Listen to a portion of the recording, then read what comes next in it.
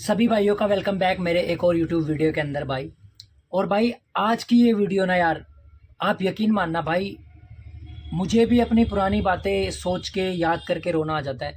और आज मैं आप लोगों को बताऊंगा कि भाई हार ना मानने की जो आपकी आदत है ना, यही कामयाबी का रास्ता है भाई। तो मेरी जो लाइन आपने पढ़ी ली होगी, ना मेहनत में कमी करूंगा, ना अपने हालातों पर रोऊंगा, देर से ही सही पर अपनी मंजिल को जरूर पाऊंगा। तो भाई यही हौसला लेके, यही फैसला करके मैं अपनी लाइन में, अपने कपड़ों की बिजनेस में उतरा था। और मेरे को कितनी सारी दिक्कतें आई थी भाई, मैं आज भी अपनी पुरानी बातें याद करता हूँ तो मुझे रोना आ जाता है। क्योंकि मेरे साथ भी वो सारी घटनाएं हुई हैं जो एक अच्छे और कामयाब बिजनेसमैन के साथ, लोगों के साथ होती है। बहुत परेशानी हुई, बहुत तकलीफ हुई, लेकिन मैंने कभी हार नहीं मानी, मैं कभी रुका नहीं, मेरे घर वालों ने मेरा कभी हौसला टूटने नहीं दिया। और आज तुम्हारा भाई जहाँ पे भी है बहुत खुश है, बहुत खुशहाल है ज़िंदगी मेरी।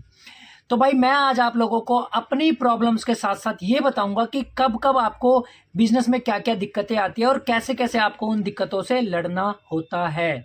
अपनी कामयाबी के रास्ते में कभी भी इन छोटी छोटी प्रॉब्लमों को ठोकर मत बनने दो, इन ठोकरों को ठोकते हुए निकल जाओ। और बस देखना कि कैसे आपका सिक्का चमकेगा भाई। टेल भी आपका, हेड भी आपका, दोनों आपके होंगे बिजनेस की लाइन में। हाँ जी, ये होता है भाई। जब मैंने अपनी बिजनेस की जर्नी शुरू करी थी तो मैं उस टाइम पे सिर्फ और सिर्फ 19 साल का था। मैंने स्कूल पास आउट करने के बाद मैंने 1-2 साल शायद जॉब करी थी। वहाँ से जो मेरे को सीखने को मिला मैंने सीखा।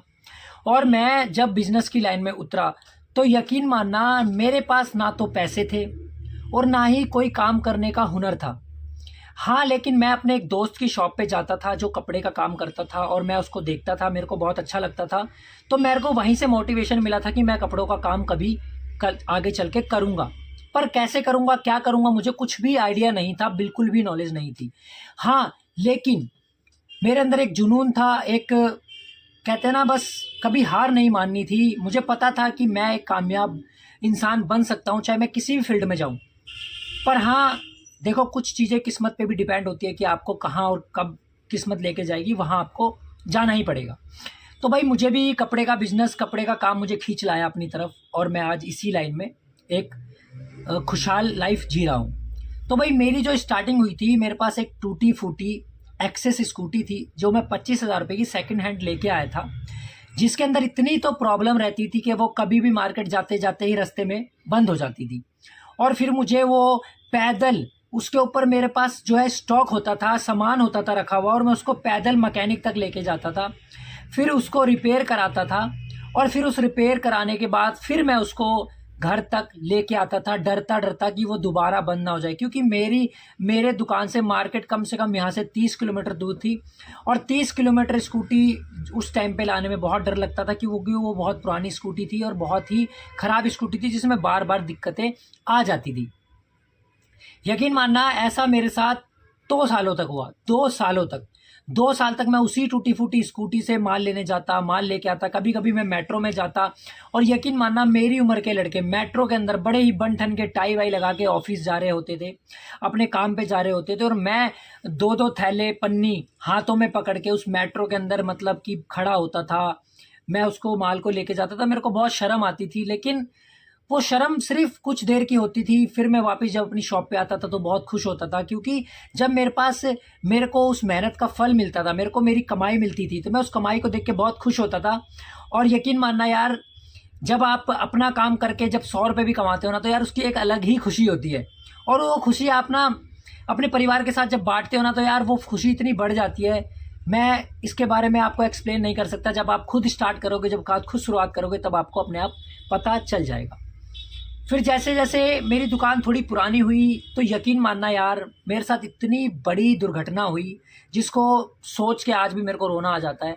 और वो दुर्घटना मेरे को बिल्कुल, मतलब उस दुर्घटना ने मेरे को बिल्कुल तोड़ दिया था, बिल्कुल निचोड़ दिया था। मैं बिल्कुल हार चुका था, और शायद उस दिन अगर मैं हार मान लेता तो आज मैं कहीं पर 10-15 हज़ार की नौकरी कर रहा होता, और मेरी ज़िंदगी इतनी ख़राब होती कि बस उसका कोई आंसर नहीं है मेरे पास। लेकिन वो क्या हुआ था मेरे साथ, मैं दिवाली के एक दिन पहले, हमारे हिंदू धर्म में दिवाली पे बहुत अच्छे से लोग मिठाइयाँ और कपड़े खरीदते हैं। मैं भी उसी उम्मीद में बहुत सारा स्टॉक लेके आया था अपनी शॉप में बेचने के लिए। ठीक है, जो भी मेरे पास पैसे थे सारे पैसे मैंने लगा दिए थे। और यार उसके नेक्स्ट डे मेरी शॉप में चोरी हो गई थी। रात को चोरों ने ताला तोड़ के मेरी दुकान का सारा सामान लूट लिया था। मेरी दुकान बिल्कुल खाली कर दी थी, मेरी दुकान में कुछ भी नहीं बचा था। और अगले दिन मेरे पास बेचने के लिए ना ही कोई सामान था और ना ही नया प्रोडक्ट लाने के पैसे। मैं बिल्कुल कंगाल हो चुका था।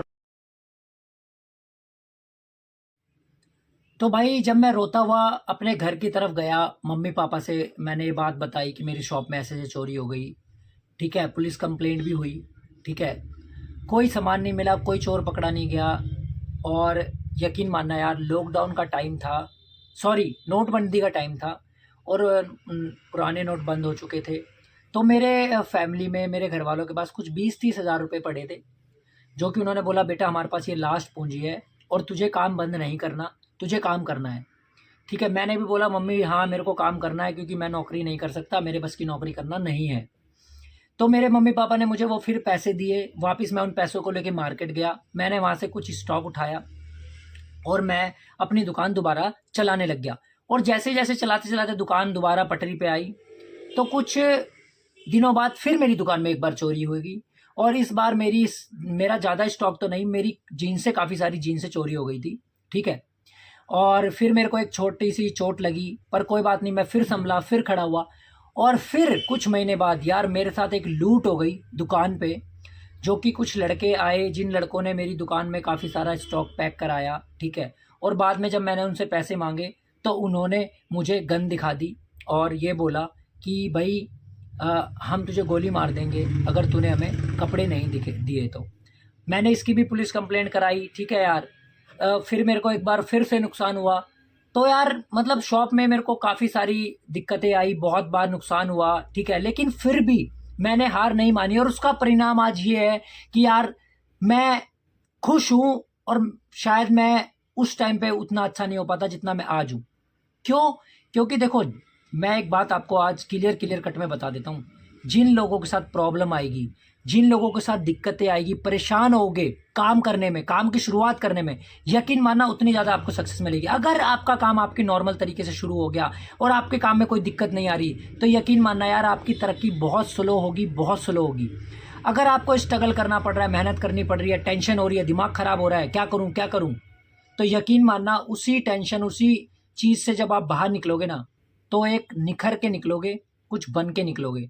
ठीक है, फिर जैसे जैसे मेरी शॉप में दिक्कतें ख़त्म हुई, थोड़ा सा मैंने काम करना स्टार्ट किया, फिर मैंने अपनी एक नई स्कूटी परचेज़ करी, एक्टिवा। उस पर मैं स्टॉक लाने लगा। फिर मेरी जो दिक्कतें थी आने जाने की, वो दिक्कतें ख़त्म हुई। ठीक है, थोड़ा आराम आया ज़िंदगी में। फिर मेरी सेल इतनी ज़्यादा बढ़ गई कि मेरे को स्कूटी पे माल लाने में बहुत दिक्कत होती थी। फिर मैंने सोचा कि यार क्यों ना अब गाड़ी की प्लानिंग की जाए, और उसके बाद ही मैंने गाड़ी की प्लानिंग करी। और 2020 अक्टूबर के अंदर मैंने अपनी ड्रीम कार स्विफ्ट परचेज़ करी और उसी में आज मैं स्टॉक लेके आता हूँ। और उसके अंदर मेरा अच्छा खासा स्टॉक आ जाता है, जो मैं आराम से अपनी शॉप पे 1 महीने के अंदर आराम से रख के बेच सकता हूँ। और दोबारा मुझे जाना होता है तो मैं अपनी गाड़ी लेके आराम से मार्केट जाता हूँ और आता हूँ। अब मेरे को कोई प्रॉब्लम नहीं आती, क्योंकि अब मैं उन बेकार टाइम, उन ख़राब टाइम से लड़ के इस अच्छे टाइम में आ चुका हूँ। और हो सकता है आगे भी प्रॉब्लम्स आएंगी, क्योंकि आगे आगे जब मेरा धंधा और बड़ा होगा, मेरा बिज़नेस और बड़ा होगा, तो हो सकता है और भी प्रॉब्लम्स आएगी। लेकिन उन प्रॉब्लम्स को लड़ने के लिए अब मैं रेडी हूँ, क्योंकि जब आप एक बार अपने हार को हरा देते हो और जीत से जीत जाते हो, तो आपको हराने वाला इस दुनिया में कोई नहीं होता। जो इंसान अपने आप से जीत गया, वो इंसान इस दुनिया में सबको हरा सकता है। तो भाई यही चीज़ मैंने फॉलो करी है और यही चीज़ मैं आप लोगों को बोलता हूँ कि आप लोग भी फॉलो करो।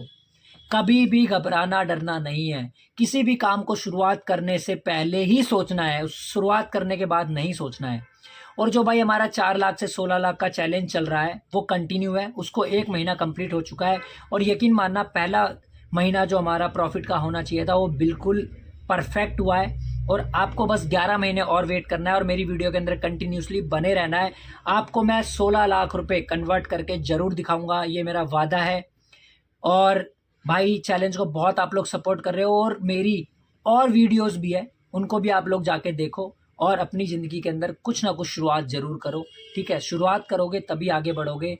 फ़िलहाल के इतना ही। जो भी आज चैनल पे नए हैं वो चैनल को सब्सक्राइब जरूर कर लिया करो, आपसे वीडियो मिस ना हो जाए। मैं इसलिए बोल रहा हूँ, क्या पता मैं आपके लिए क्या एक अच्छा ऐसा बेनिफिट लेके आ जाऊँ जो आपकी ज़िंदगी बदल दे। तो यार वीडियो के अंदर बने रहना। चैनल को बहुत सपोर्ट कर रहे हो आप, बहुत लोग सपोर्ट कर रहे हो, इसके लिए बहुत बहुत धन्यवाद सभी का। फ़िलहाल के लिए जय हिंद, जय भारत।